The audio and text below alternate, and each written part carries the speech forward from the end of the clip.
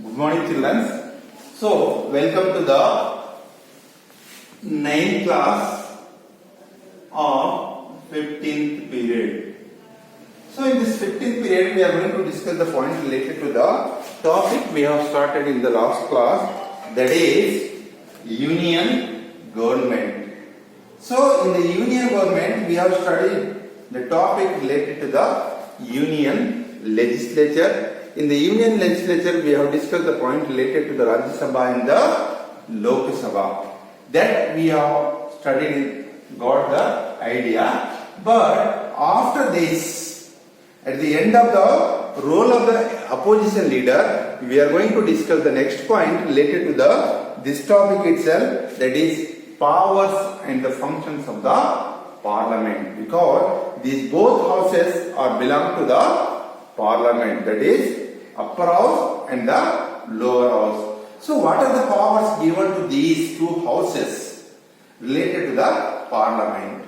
That we are going to discuss in the today's study. Which are the points related to the power and functions? First one is the legislative powers were given to the parliament, administrative powers given to the parliament, financial powers given to the parliament, judicial powers to the amendment of the constitution. It means making the changes in the part of the constitutional articles. That power also given to these both houses.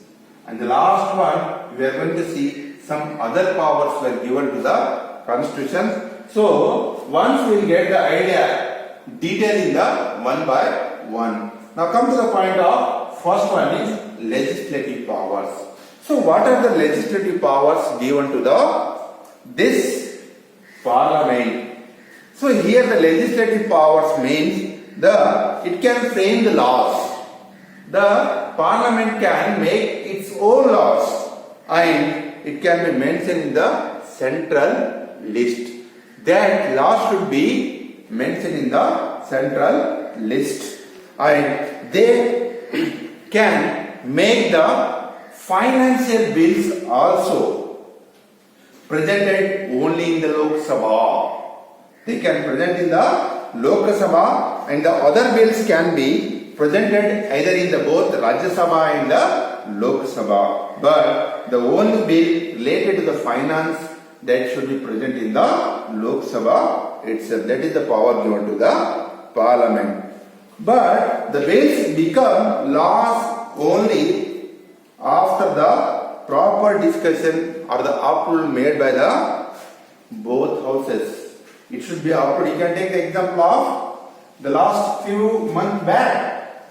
One of the decisions taken by the Government of India, that is the making of union territory and state division, that is the JK, according to the removal of 371 Act, and it was divided. Jammu Kashmir was divided into three parts as making the union territories. So that is the one kind of example we can take related to the approval made by the government. These type of discussions going related to the bills in the both houses, and that should be approved by the president, approved by the both houses, and it will coming to the final stage. When there is a disagreement between the both houses regarding the bills, the president may be, if there any disturbance finding in between the Rajya Sabha and the Lok Sabha, that time the president will come and may call for the joining of session of the parliament and resolve the matter. So that time the president will come, call to the both house members, and he will going to get the decision or solution for the problem related to the any matter of bills. That we are having the parliamentary powers. It was mentioned in the constitution. After the discussion with the both houses, we are going to see the bill will going to get passed, and it is forwarded to the president of his approval. After a while, after which it becomes the important law related to the financial bill.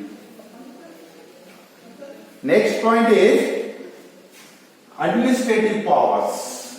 Administrative powers. So administrative powers was also given to the parliament. So you can take the example how the administrative powers were given. In a parliamentary system of the government, the Prime Minister and the Council of Ministers from the both houses,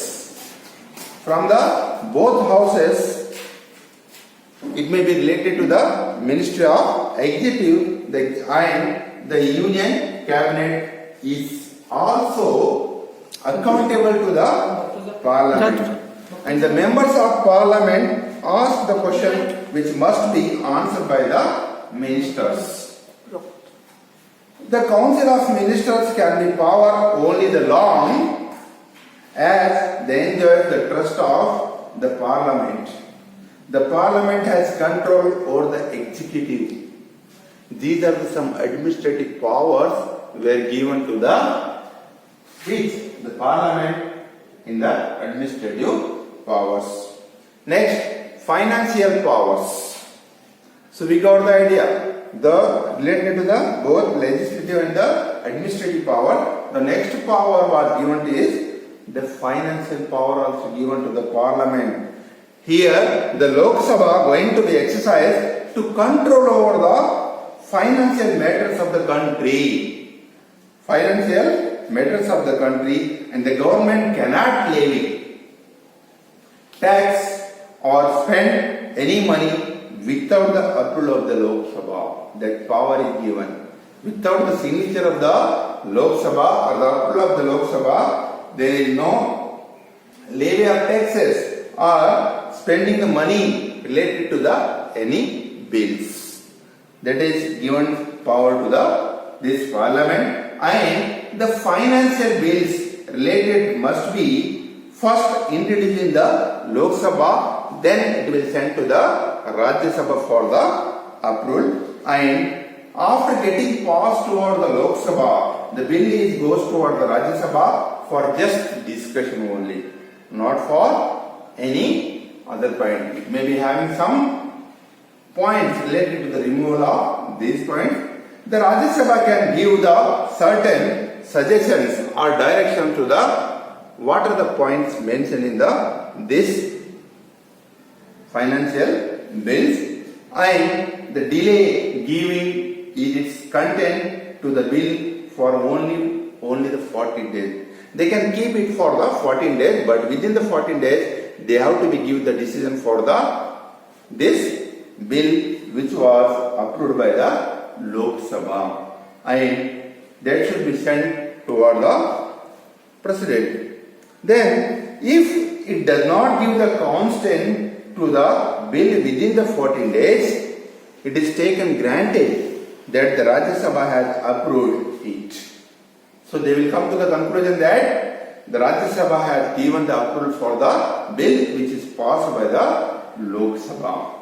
They will come to the conclusion, and then it is sent toward the President for the final approval.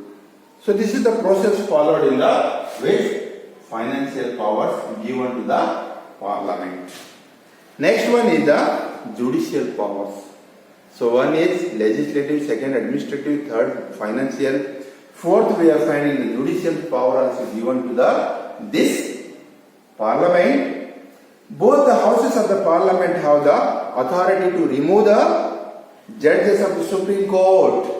They can remove the judges of the Court of Supreme Court with the discussion of the members belong to the Lok Sabha or the Rajya Sabha. And even they can remove the judges related to the High Court of the state according to the discussion. But this through the motion of impeachment, first they will give the memo to these people. They also have the power to discuss the finding the reports of related to the judiciary, system, and they will come to the point or the final decision can remove toward the Supreme Court or the High Court. That power also we are going to see. So last important power given to the both Rajya Sabha and the Lok Sabha is making the changes in the constitution. That is called the power to amend the constitution. So 2 times we have seen at the time of the Indira Gandhi government and at the time of Vajpayee government, we have seen the changes were made earlier. Nowadays we are finding lot of changes were made according to the rights given as the amendment of the constitution. So at the time of 1976, when Indira Gandhi was the Prime Minister for India, she had made the one changes toward the preamble of the constitution, that is related to the secularism. And in 2002, when the Vajpayee government was there, that time Vajpayee government also made some changes in the amendment of the constitution by adding the compulsory education to the 6 to 14 years children. So this type of changes, so these are the 2 examples I am telling how they are going to make the changes. So these both powers were given to the both houses to make some changes according to the situations. So last year we have seen there were the changes made by making the removal of 371 Act in the Kashmir side, and it was divided into union territories. This is also one kind of example. Many times we are going to see the division of the states. So Andhra Pradesh, before 6 to 7 years back, we have seen it was divided into 2 parts. One is Telangana and another one is the Andhra Pradesh. So how it will become? According to the powers given to the parliament to make the amendment changes in the constitution. So see here, both the houses of the parliament has the powers to amend the constitution, and the amendment bill can be presented first either both any houses. It is not compulsory to the Lok Sabha only. It may be present toward the Rajya Sabha, it may be present toward the Lok Sabha. However, but the approval of the both houses is very required to pass this amendment. If only one house is approved for the amendment and the other does not approve, that time then the amendment cannot be carried out. It is not going to pass. And in some cases the approval of the state assemblies is also essential needed for this parliamentary powers. So these are the some powers given to the both houses. Without the approval of the both houses, any bill related to the changes of the amendment will not find success in the amendment powers. And some point of view, we are going to see the powers given to the state assemblies, like you know that we are into finding MLAs and the MLCs in the state levels. So last we are going to see some additional powers, that is called as the other powers, are also given to the these people who are belongs to the parliament. So first one is the frame laws related to the powers and the jurisdiction of Supreme Court and the High Court, also given to the additional powers. The establishment of High Court, new High Court, are 2 or more states, making for 2 or 3 states, or 1 or 2 states. That was the decision given to these parliament, that power given to these parliament people. And third one is the create of new states. Now only I told the example related to the Telangana and the Andhra Pradesh, are creating the union territories and rename them in the determinant of boundaries according to their states. That power also given to the parliament to discuss the reports of the all committees of like the Public Service Commission, Finance Commission, Election Commission, Backward Class Commission. It may be any type of commission. That discussion is made with the both houses belongs to the parliament.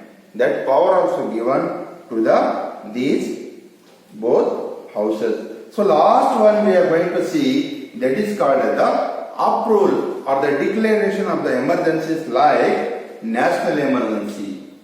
That time it may be the state emergency or it may be the financial emergency. There the power is given to the parliament to get the solution for these emergencies related to the nation. So these are the important points we are going to see related to the union legislature. In this union legislature, we are finding the powers given to the two houses belongs to the parliament. That we have discussed in this class. So next we are going to see after the union legislature, we are having the other also, that is union executive. That we are going to discuss in the next point. So the next point we are going to discuss in this lesson was union executive. So what is the union executive? We got the idea about the union legislature, and in the union legislature we are seeing some programs framed by the two houses. Or there we are finding the two houses were presented. So here the union legislature, the union executive is they implements the laws framed by the union government or union legislature. It also implements the programs and the policies of the union legislature or the union government. The union executive is consist of president and the prime ministers. Who is there? Here in the union legislature we have seen the two houses, but in the union executive we are going to see the presentation of the both head person for the nation. One is the prime minister and second one is the president, and some councils of his councils ministers are present in this executive. The president is the head of the executive only in the name, whereas the prime minister and his council ministers are going to be called as the minister from this actual executive related, or they related to the executive. So president can be called as the nominal person for this union executive. So the next point is we are going to discuss the next point in details of what is the work of president and what is the work of prime minister. So today in this class we are going to discuss the first point related to the president of India. The president of India, and what is the work of this president in the union executive. That we are going to discuss, and how this post came to be an approved. So, according to the Article 52, we are going to see that the creation of the post for the president role, it was found in the Indian Constitution, and the Indian president is the constitutional head. He is going to be considered as the constitutional head of the nation or a country. He is the first citizen. The head of the executive, and also the commander-in-chief of all three armed forces. All three armed forces, those forces like Navy, Army and the Air Force. These all are under the control of president, and he is only the chief person for these three houses. These forces. He enjoys lot of highest position in the country because he is the custodian of all the executives. He is the ruler of all executives. He is having the powers of all executives of the nation. No court of the law is questioned in conduct or prosecuting him for the any problems. Now, next point we are going to discuss in this class is, so how the president was elected for the head of the nation. How he is elected here. So, the Article 54 and the Article 55.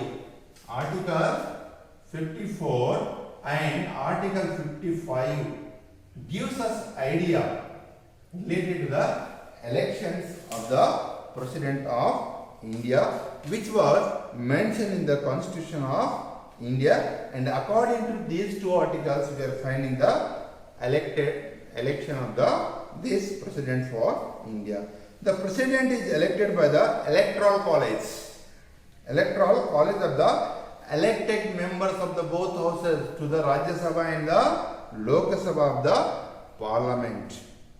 Then all elected members of the legislative assemblies of the all states, the Supreme Court judges and the administrators is getting the oath of this president in the office. His term of the office is 5 years. His term of the office is 5 years and he is elected for the 5 years. He is eligible for the elections when he goes against the constitution. He can be removed. Who? This president can be removed from the office of the parliament through the motion or the impeachment. Some memos were given to the president also at the time of any emergencies, any problems made by the president for the nation. So, you can read the point related to the motion of impeachment that given. Do you know this quotation? Once you read, you will get the idea what is the meaning of motion of impeachment. Then, this is followed in the all process of the government to remove the members belong to the any house or the member of the head. It may be the president, it may be the prime minister, it may be the any members belong to the house. Now, the next point we are going to see is the qualifications needed to become the president for India. What are the qualifications? It is become very important to become the minister for the president for India. So, first one, he should be the citizen of India. Second one, he should be have completed the age of minimum 35 years. He should be completed the minimum 35 years to become the president of India. He should be the qualified person of election as the member of Lok Sabha minimum once. Otherwise, he is not allowed to become the president for India. Last point, he should not hold any office profit related to the government. So these are the important points, these are the important topics related to the election, the qualification needed for the president to become the president for India.